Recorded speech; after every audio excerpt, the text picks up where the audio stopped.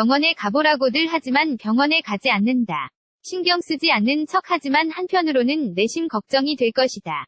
꽤 오랫동안 심장이 계속 두근거렸는데 그 이유를 잘 모르겠다. 평소와 생활이 크게 다르지 않는데 갑자기 이런 증상이 생기면 뭔가 심각한 문제가 생긴 것은 아닌지 걱정을 하게 된다. 보통은 그냥 무시하고 넘어가는 경우가 많다. 그러나 어떤 증상이 나타나면 심각해 보이지 않더라도 병원에 가보는 게 가장 좋다. 심각한 문제로 인한 증상일 수 있지만 치료를 받으면 된다. 심장이 두근거리는 이유가 뭘까? 심장이 두근거리는 이유 1. 커피를 마셨거나 담배를 폈다. 간단한 이유이다. 바쁘고 긴 하루를 버티기 위해 커피나 차를 마셨을 것이다. 하지만 모든 신경계는 다 같지 않다. 커피나 담배 등의 자극제에 더 민감하게 반응하는 신경계가 있다. 2주 동안 커피를 좀 덜 마시고 담배도 평소만큼 피지 말아보자.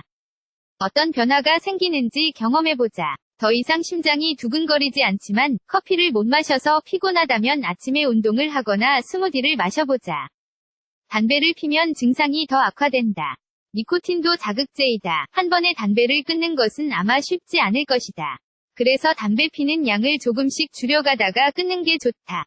불안하다. 보통 통증이 생기거나 몸이 무거워지면서 심장마비가 아닐까 라는 느낌이 들 수도 있다. 불안은 영구적인 각성 상태이다. 다음과 같은 방식으로 작동한다. 위험이 감지되고 심장이 활성화되면 최대한 빨리 이 위협에서 벗어날 수 있게 된다. 같은 방식으로 삶을 바라볼 때 문제가 생긴다.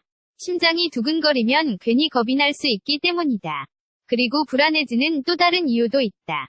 이런 흐름을 끊는 유일한 방법은 병원에 가보는 것이다. 몸에 어떤 문제가 있는 게 아니라는 걸 알면 한결 좋아질 것이다. 그리고 원인을 찾으면 그에 맞는 방법으로 치료하면 된다. 3. 빈혈이 있다. 적혈구 수가 낮아지면 빈혈이 생긴다. 적혈구는 우리 심장에 산소를 공급하는 데 있어 매우 중요한 요소이다. 빈혈이 있으면 별다른 이유 없이 심장이 두근거릴 수 있다.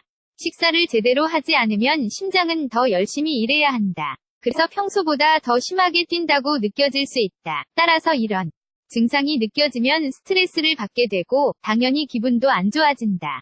그리고 더 쉽게 피곤해진다. 계단을 몇 개만 올라가도 쉽게 피곤해지지만 그 이유를 알지 못할 수 있다. 그리고 그 강도는 빈혈 정도에 따라 다르다. 관상동맥 질환이나 심혈관 질환이 있다. 심혈관 질환이나 관상동맥 질환이 있어도 심장이 두근거릴 수 있다. 근육, 동맥이나 혈액순환에 문제가 있어 이런 증상이 나타난다. 이런 증상으로 나타나는 게 오히려 더 좋다고 볼 수 있다. 많은 사람들이 증상이 심해지고 난 뒤에야 이런 병이 있다는 것을 확인하기 때문이다. 경고 증상이 나타나면 증상이 더 나빠지기 전에 치료할 수 있다.